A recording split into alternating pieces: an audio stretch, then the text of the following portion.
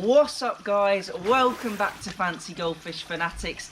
Today we're launching episode 2 of our tank tours series here in Basingstoke with my friend Matthew's Top View Ranchu Pond. So let's get into the video.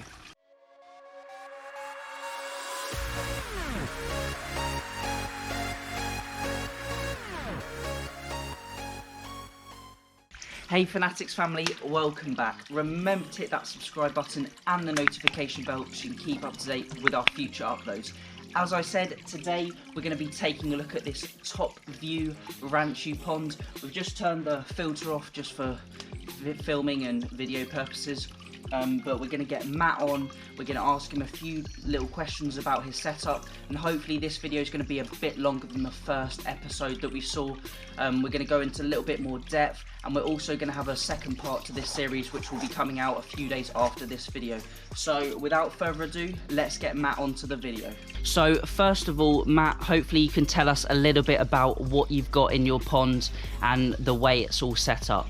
Yeah, so this is a 550 litre corrugated metal tank. I've got 9 fancy goldfish here, 8 of which are Top View Japanese Ranchu.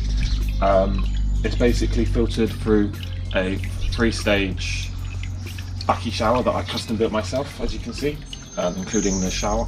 It's about a 16 watt pump that returns about 2,500 litres of water an hour. I've got multiple different plants, as you can see as well, and lilies, and that's about it really. A simple setup. So next up, Matt, hopefully you can tell us a little bit more about your filtration and the way your tank water is filtered. So for this I wanted to make it nice and simple but also custom. I didn't want to have any of the filtration inside the tank, so basically the only thing is a pump. It's a 16 watt barrel pump that returns about 2,500 litres an hour. That comes up through the back into a custom built spray bar, which disperses the water evenly across the whole of the top of the filter. That goes through some filter fleece and then a different grade of sponge before then dropping through 2 layers of alpha grog. There's about 10 kilos of alpha grog in there, so plenty of filtration for the amount of stocking density I have. And then it drops through this custom built acrylic blade that I built as well, and then back into the tank, and that's basically it.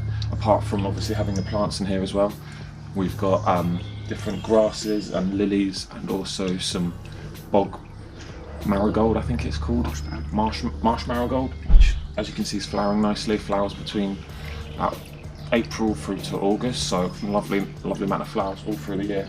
And that's it really.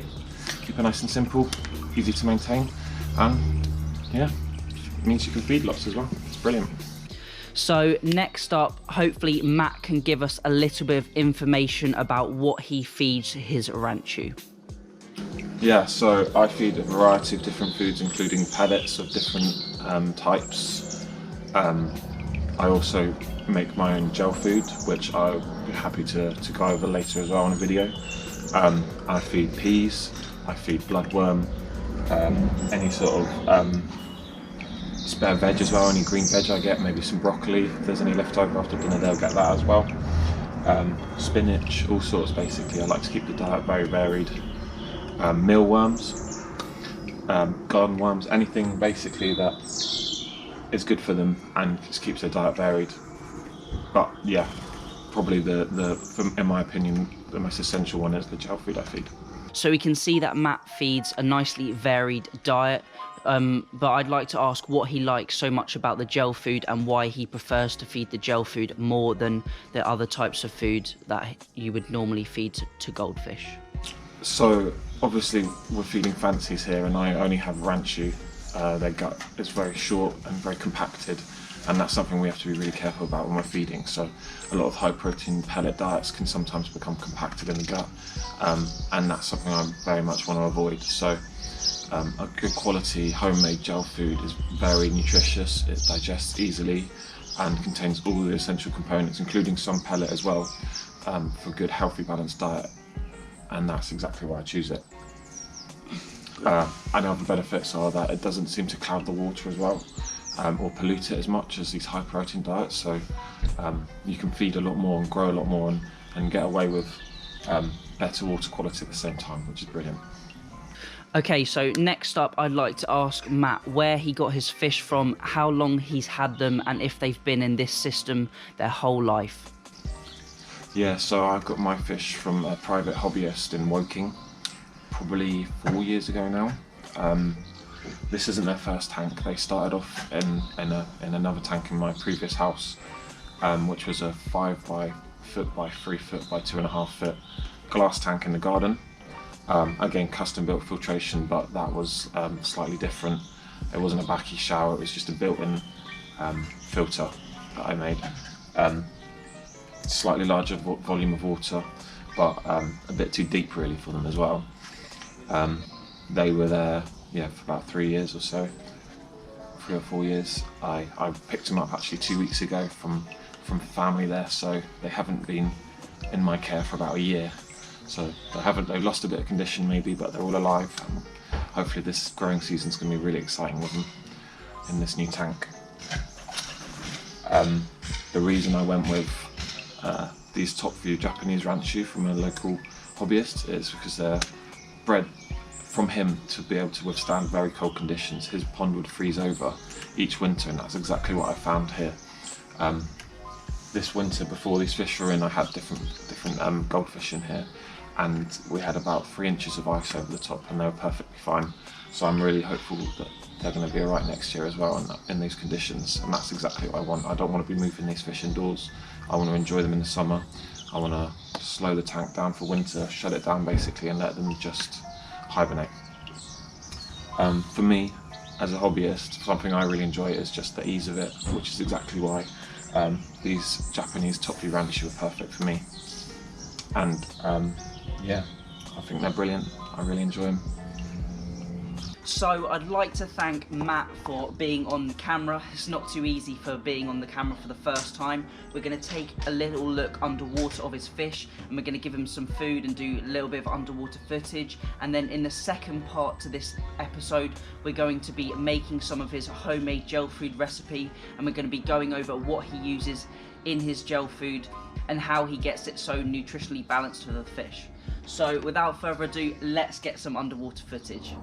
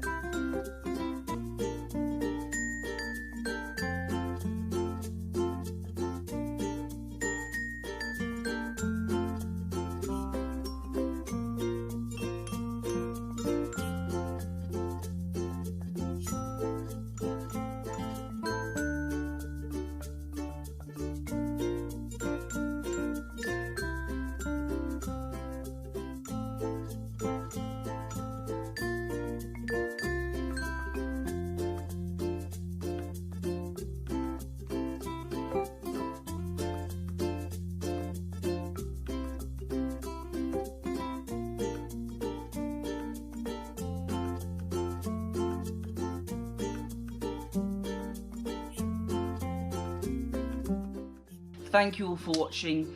As I said, the next episode is going to be on Matt's homemade gel food, and then next week we're going to be taking my indoor ranchu and putting them in the outdoor pond, and we're also going to be visiting another hobbyist based in Surrey who breeds fish himself, and he is actually the breeder who is going to be breeding my calico with his calico, so that's really exciting, and things have taken quite a long time to get there, but hopefully we'll get some fry very soon. Remember to keep your water changes up, and happy fish keeping.